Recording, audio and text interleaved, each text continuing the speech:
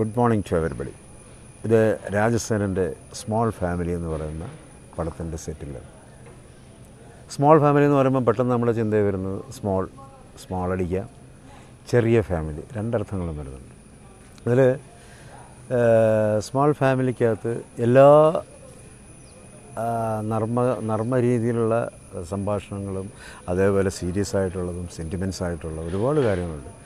ഈ വില്ലൻ കഥാപാത്രങ്ങളാണെന്ന് തോന്നും ഈ സ്മോൾ ഫാമിലിയിൽ. അതായത് അച്ഛൻ സീസർ, മക്കൾ 3 പേര്, ഒന്ന് ഹെർക്കുലീസ്, ബിജോയ്സ്, നെപ്പോളിയൻ, കല്യാണി. അപ്പോൾ അങ്ങനെ ഉള്ള ഒരു കുടുംബമാണിത്. ആ കുടുംബത്തിൽ വന്ന് ചേർന്ന് ആ ദിവസം തന്നെ ഭയങ്കര രസകരമായി തോന്നും. അപ്പോൾ ഇതിനകത്ത് നമ്മൾ വില്ലൻ കഥാപാത്രമായിട്ട് തോന്നുന്നുണ്ടെങ്കിൽ കൂടിയും ഉള്ളിൽ ഒരുപാട് നല്ല നന്മകളുള്ള ക്യാരക്ടേഴ്സാണ് ഇതെല്ലാം. അതിൽ ഒരു ക്യാരക്ടർ ചെയ്യുന്നത് ഞാനാണ്, ഒന്ന് സ്വരാജ് ചെയ്യുന്നു, ഒന്ന് കൊച്ചുപ്രേമൻ ചെയ്യുന്നു, തന്തയായിട്ട് പടന്നൽ ചെയ്യുന്നു, കല്യാണി മകളായിട്ട് KPSC ലളിത ചെയ്യുന്നു. പിന്നെ ഇതിനകത്ത് ലളിത ചേച്ചിയുടെ മക്കളായിട്ടാണ് ഈ പടത്തിലെ ഹീറോ കൈലാഷ്, മണിക്കുട്ടി, അത് 2 ആണും പെണ്ണും 2 മക്കളാണ്.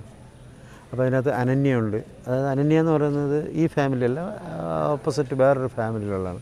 അതിനകത്താണ് ഹീറോയിനും അവളുടെ അച്ഛനും അമ്മയൊക്കെ. അപ്പോൾ ഈ ഓരോ ഈ സെറ്റപ്പിലുള്ള ഈ കഥാപാത്രങ്ങൾ വളരെ രസകരമായിട്ട്, അതായത് സ്വരാജ് എന്ന് പറയുന്ന ആ ക്യാരക്ടർ വേണമെങ്കിൽ ഈ പടത്തിലെ ഹീറോ തന്നെയാണ് എന്ന് നമുക്ക് പറയാം. കാരണം അത്ര മനോഹരമായിട്ട് അത് വർക്കൗട്ട് ചെയ്തതാണ്. എന്നാൽ പടത്തിലെ ഹീറോ കൈലാഷുണ്ട്, സ്വരാജുണ്ട്. ഒരു വിധത്തിൽ, മറ്റൊരു വിധത്തിൽ പറഞ്ഞാൽ ഈ പടത്തിൽ ഞങ്ങളെല്ലാ ഹീറോസാണ്. ഇതിനകത്ത് അഭിനയിക്കുന്ന എല്ലാ ആർട്ടിസ്റ്റുകളും ഹീറോസാണ്.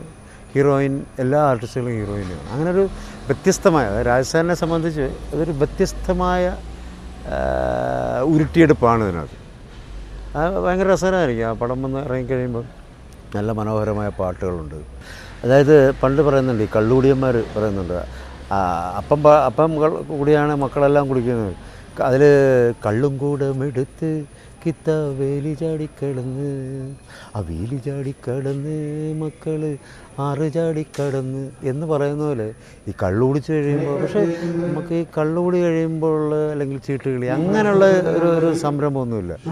ചീട്ടുകളിക്കകത്ത് നമ്മൾ പറയും ക്ലാവരു റാണി കൺമണി നിൻ്റെ കണ്ണീരു കൊണ്ട് കുഴഞ്ഞു ഞാൻ, അങ്ങനെ ചില സംഭവങ്ങൾ.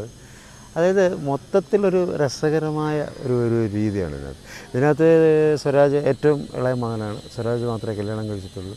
പ്രേമനും എൻ്റെയും കഥാപാത്രം കല്യാണം കഴിച്ചിട്ടില്ല. അപ്പോൾ അങ്ങനൊരു ചേഞ്ച്. പിന്നെ ഞങ്ങളെയൊക്കെ, പ്രത്യേകിച്ച് എന്നെയൊക്കെ കാണുമ്പോൾ തന്നെ ഒരു വില്ലൻ എന്നുള്ള രീതിയിൽ നിങ്ങൾക്ക് തോന്നുന്നെങ്കിലും പ്രസൻസും വർക്ക് ചെയ്തിരിക്കുന്നത് വളരെ രസകരമാണ്. പ്രത്യേകിച്ച് രാജസേനൻ്റെ ഒരു പടം എന്ന് പറയുമ്പോൾ ഒരു ഫാമിലി അറ്റ്മോസ്ഫിയറുള്ളൊരു പടമാണ്.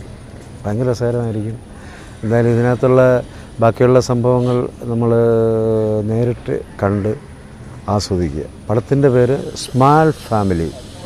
മറക്കരുത്, കാണാനും മറക്കരുത്. ഓക്കെ.